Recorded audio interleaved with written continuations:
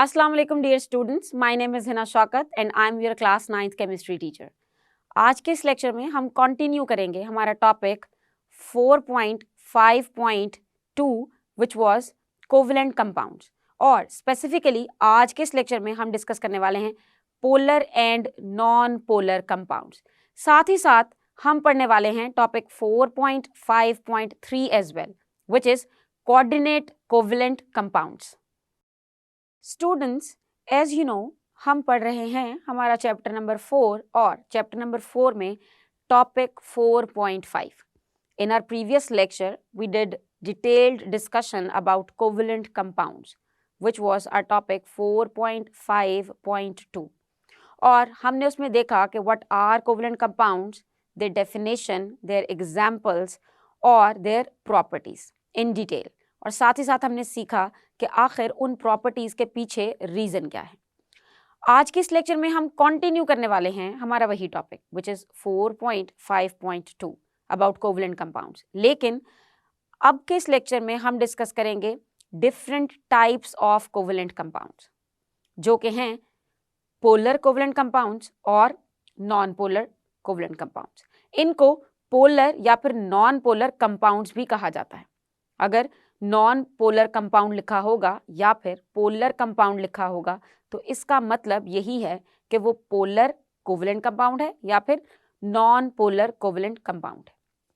जैसा कि नाम ही टॉपिक का रिप्रेजेंट कर रहा है कि यहाँ हमें दो डिफरेंट तरह के कंपाउंड्स पढ़ने पड़ेंगे, पोलर और non polar. Now as we have discussed earlier that polarity in a chemical bond is due to difference in electronegativities of the bonding atoms. यानी कि पोलैरिटी आती ही कब है? पोलैरिटी किसी भी मॉलिक्यूल में तब आती है जब उसको बनाने वाले एटम्स उनमें इलेक्ट्रोनेगेटिविटी का डिफरेंस हो। अब अगर बात करें हम पोलर कंपाउंड्स की, तो पोलर कंपाउंड्स तभी बनते हैं जब उनमें पोलैरिटी आए, यानी कि उनमें इलेक्ट्रोनेगेटिविटी के डिफरेंस की वजह से कुछ थोड़ा सा चार्ज आ जाए, जिसे हम कहते हैं पार्शियल चार्ज, और उसे रिप्रेजेंट करते हैं डेल्टा साइंस के साथ। अब अगर बात करें इलेक्ट्रोनेगेटिविटी वैल्यू की, तो इलेक्ट्रोनेगेटिविटी वैल्यू को हम मेजर करते हैं पॉलिंग स्केल से। Yes, polling is the name of a scientist. उसने एक स्केल डिजाइन किया था जिसका नाम है पॉलिंग स्केल, और उस स्केल के अकॉर्डिंग उसने हाईएस्ट वैल्यू दी फ्लोरीन को, विच इज 4। अब फ्लोरीन की इलेक्ट्रोनेगेटिविटी वैल्यू है 4, जो कि पूरे पीरियोडिक टेबल में सबसे ज़्यादा है। यानी कि fluorine is the most electronegative atom, यानी कि फ्लोरीन की टेंडेंसी है सबसे ज़्यादा शेयर्ड पेयर ऑफ इलेक्ट्रॉन्स को अपनी तरफ खींचने की। तो अब अगर फ्लोरीन की 4 है तो बाकी सारे एलिमेंट्स की इलेक्ट्रोनेगेटिविटी वैल्यू फाइंड की जा सकती है by comparing it with fluorine. अब अगर बात करें प्रॉपर्टीज की पोलर और नॉन पोलर कोवेलेंट कंपाउंड की, तो चूंकि पोलर कोवेलेंट कंपाउंड्स में होते हैं 2 पोल्स और नॉन पोलर्स में कोई पोल्स नहीं होते, यानी कि हम कह सकते हैं कि पोलर कोवेलेंट बॉन्ड में पार्शियल पॉजिटिव या पार्शियल नेगेटिव चार्ज होगा, लेकिन नॉन पोलर कोवेलेंट बॉन्ड में कोई चार्ज नहीं होगा, उसमें किसी भी किस्म की पोलैरिटी नहीं आएगी, पोल्स डेवलप नहीं होंगे। तो जब 2 कंपाउंड्स में फ़र्क है तो उनकी प्रॉपर्टीज़ में भी फ़र्क होगा यकीनन। सो सबसे पहले डिस्कस करते हैं पोलर कंपाउंड्स को डिटेल में। पैटर्न हमारा वही रहने वाला है जो हमने आयनिक कंपाउंड और कोवेलेंट कंपाउंड को स्टडी करते हुए देखा था। First, all the time you need to learn the definition of that particular thing. यहाँ हम बात कर रहे हैं पोलर कंपाउंड्स की। So definition is a compound having polar molecule is called polar compound. It's a very simple definition, लेकिन choice of words must be accurate और आपका sentence structure proper होना चाहिए। definition चाहे जितनी भी आसान क्यों ना हो, आपको proper words use करके ही उस definition को लिखना है। So a compound having polar molecule is called polar compound। अब अगर बात करें examples की, तो एक बात तो तय है कि पोलर कंपाउंड्स तभी बनेंगे जब 2 मुख्तलिफ तरह के एटम्स कंबाइन होंगे। When different types of atoms they are going to combine together, they will form polar compounds. अब डिफरेंट तरह के एटम्स की इलेक्ट्रोनेगेटिविटी डिफरेंट होती है, और इलेक्ट्रोनेगेटिविटी में डिफरेंस की वजह से ही तो पोलर कंपाउंड्स बनते हैं. So let's have a look at the examples. HF hydrogen fluoride, HCl hydrogen chloride which is hydrochloric acid, H2O which is water, NH3 which is ammonia, and many more polar compounds are present.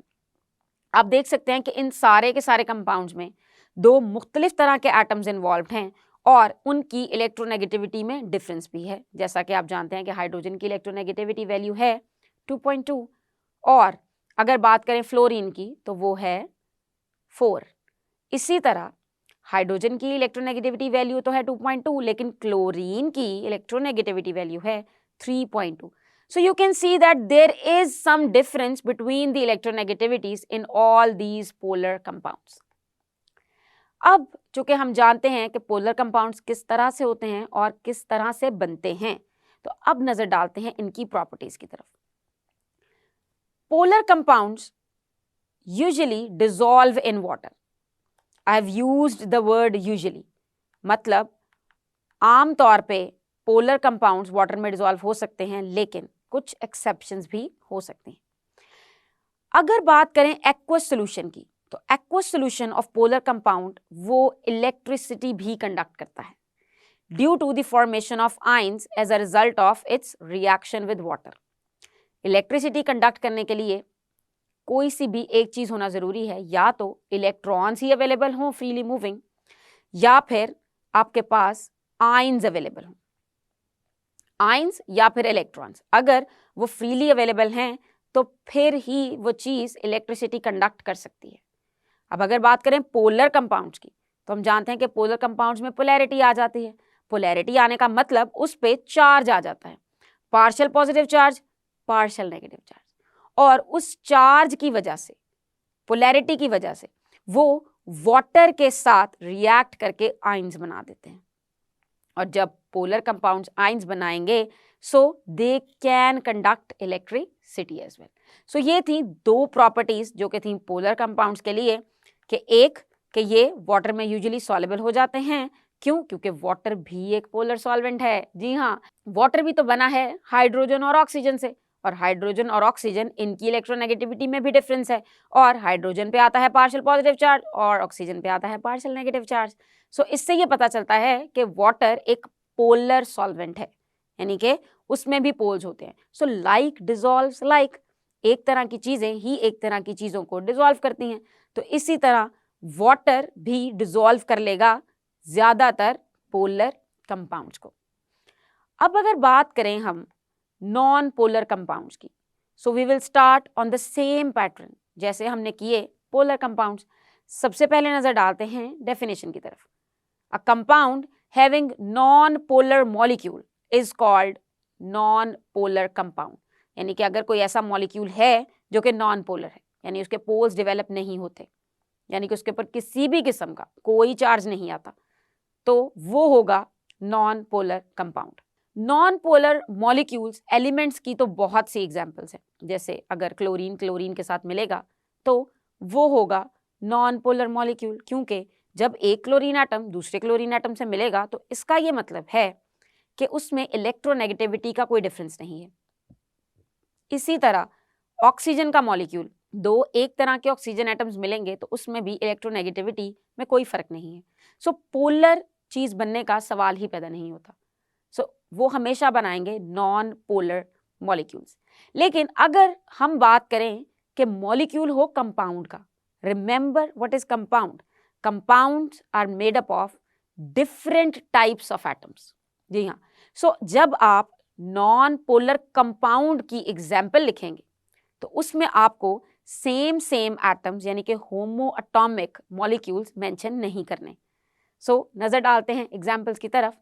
CO2 which is carbon dioxide, you can clearly see that carbon and oxygen, there are two different types of atoms, मगर ये है non polar. अब आप कहेंगे इसमें तो electronegativity का difference है, तो फिर ये नॉन पोलर कैसे हो सकते हैं. जरूरी नहीं कि हमेशा ही इलेक्ट्रोनेगेटिविटी का डिफरेंस आपको हेल्प करे इन आइडेंटिफिकेशन. समटाइम्स एक और चीज भी इन्वॉल्व होती है. अगर आप देखें कार्बन डाइऑक्साइड का स्ट्रक्चर ध्यान से, जो कि कुछ इस तरह से दिखाई देता है, तो आप देख सकते हैं कि दोनों साइडों पे ऑक्सीजन है और बीच में है कार्बन। तो जब oxygen being more electronegative bond pair को अपनी तरफ खींचने की कोशिश करेगा, दूसरा ऑक्सीजन भी यही करेगा, और दो ऑपोजिट साइड पे होने वाली फोर्स, जो कि दोनों ऑक्सीजन एटम अपनी अपनी जगह लगा रहे हैं, वो कैंसल आउट हो जाएगी। और उसके कैंसल आउट होने से क्या होगा कि कार्बन डाइऑक्साइड का जो मॉलिक्यूल है वो नॉन पोलर होगा। आई नो कि ये कॉन्सेप्ट थोड़ा सा ट्रिकी है आपके लिए, और इसकी एग्जाम्पल चैप्टर में डिटेल में डिस्कस भी नहीं की गई, लेकिन आपको इसके एग्जाम्पल को अच्छे से समझना है कि आखिर दो डिफरेंट तरह के एटम्स कंबाइन होके भी कोई चीज़ नॉन पोलर कैसे रह सकती है। इसी तरह मिसाल है CH4 की, which is methane. It's a methane gas. इसमें कार्बन अटैच है 4 हाइड्रोजन एटम्स के साथ। अब ये 4 हाइड्रोजन एटम्स होते हैं पार्शियली पॉजिटिव अगर इन पे चार्ज आए, और कार्बन होगा partially negative in this case. अब होगा क्या, चूंकि चारों हाइड्रोजन्स कार्बन की सराउंडिंग में मौजूद हैं, तो वो भी एक दूसरे के इफेक्ट को कैंसल आउट करेंगे, और उस कैंसिलेशन की वजह से जो नेट चार्ज रह जाएगा वो जीरो होगा, यानी कि no partial positive charge, no partial negative charge, चीज होने वाली है नॉन पोलर। इसी तरह एग्जाम्पल है बेंजीन की, विच इज C6H6। फिर एग्जाम्पल है CCl4 की, कार्बन टेट्रा क्लोराइड। ये सारे के सारे कंपाउंड्स हैं, और ये सारे के सारे नॉन पोलर कंपाउंड्स हैं। मुझे उम्मीद है कि अगर मैं आपसे कहूं कि write down some examples of non polar molecules, तो आप सारे के सारे मॉलिक्यूल्स इसमें लिख सकते हैं, क्योंकि जब आप होमोटॉमिक मॉलिक्यूल्स की बात करते हैं तो वो सब होंगे non polar, because there is no difference of electronegativity.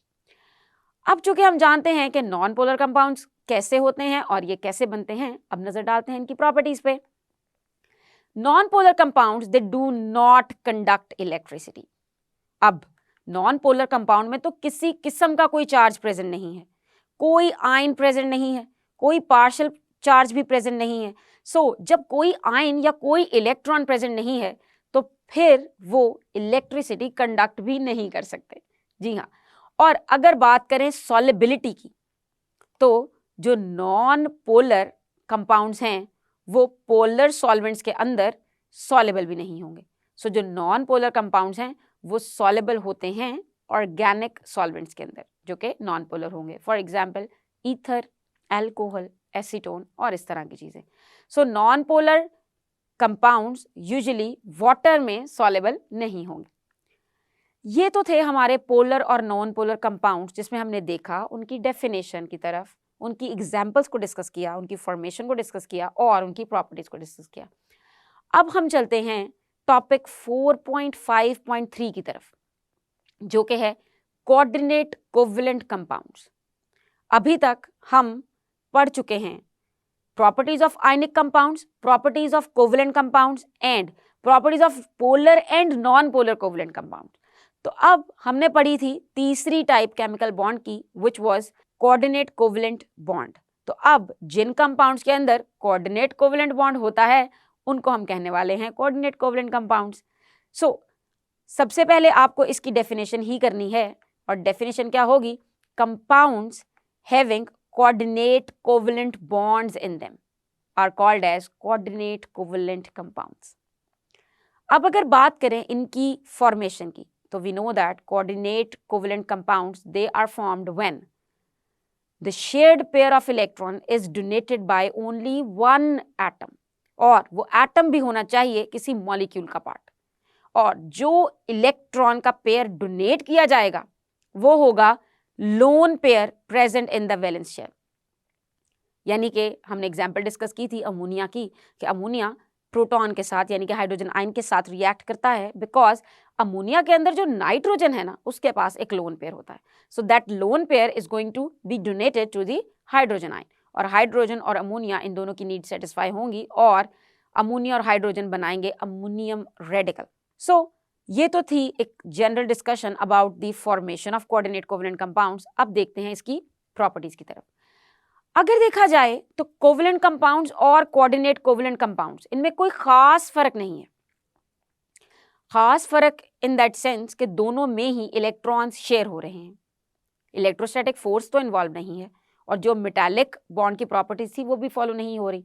So it is very close to the covalent bond, but the difference is in covalent compound the shared pair of electron is donated by both atoms involved.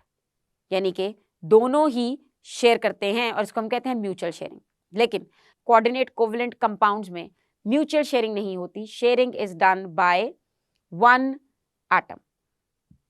तो इस case में properties would be close to covalent compounds. So we can say that the properties of coordinate covalent compounds are mostly similar to those of the covalent compounds. Now, as their nuclei in these compounds are held by the shared pair of electrons, therefore they do not form ions in water. चूंकि nucleus और shared pair of electron वो एक दूसरे के साथ बिल्कुल bond की form में प्रेजेंट हैं, जिसको हम एरो से रिप्रेजेंट भी करते थे, so they will not form ions in water. Now, due to their covalent nature, they form solution in organic solvents. जैसे हमने पढ़ा कि डिसोल्यूशन का एक रूल है कि लाइक डिसॉल्व्स लाइक, एक जैसी चीज ही अपने जैसी चीज में डिसॉल्व होती है. तो चूंकि ये हैं नॉन पोलर, तो इसमें क्या होगा कि ये ऑर्गेनिक सॉल्वेंट्स के अंदर सॉल्युबल होंगे और बहुत ही कम अमाउंट होगी, very very slightly soluble in water. क्योंकि हम जानते हैं कि वाटर एक पोलर चीज़ है, एक पोलर कंपाउंड है जिसमें पोल्स होते हैं और हाइड्रोजन बॉन्डिंग भी होती है. तो उन पोल्स की वजह से जो वाटर है वो पोलर कंपाउंड्स को ही अच्छे से डिसॉल्व करता है. अब अगर बात करें कुछ फिजिकल प्रॉपर्टीज की, तो ये रिजिड कंपाउंड्स होते हैं, थोड़े हार्ड कंपाउंड्स होते हैं, और these compounds they form dipole. Dipole कैसे बनाएंगे? क्योंकि एक ही एटम ने शेयर किया हुआ है बॉन्डेड पेयर. तो इससे पता चलता है कि एक साइड पे प्लस और एक साइड पे नेगेटिव चार्ज जो कि पार्शली होगा लाया जा सकता है. तो हम कह सकते हैं कि coordinate covalent compounds they form dipole. मुझे उम्मीद है कि अब आपको कोऑर्डिनेट कोवलेंट कंपाउंड के प्रॉपर्टीज के बारे में अगर क्वेश्चन आता है तो आपको इसे लिखने में कोई भी मुश्किल नहीं होने वाली. सो स्टूडेंट्स, आज के इस लेक्चर में हमने डिटेल में डिस्कस किया है polar and non polar covalent compounds को, और साथ ही साथ हमने देखा कोऑर्डिनेट कोवलेंट कंपाउंड्स और उनकी प्रॉपर्टीज को. मुझे उम्मीद है कि आपको समझ आया होगा. और अब आप अगर इसमें लॉन्ग क्वेश्चन आता है या फिर शॉर्ट क्वेश्चन आता है या किसी चीज की रीजन पूछी जाती है तो आप इजीली उसका आंसर कर सकेंगे. हम अपने आने वाले लेक्चर्स में पढ़ेंगे मेटल्स, यानी कि वो होगा हमारा टॉपिक 4.5.4. तब तक के लिए अल्लाह हाफिज.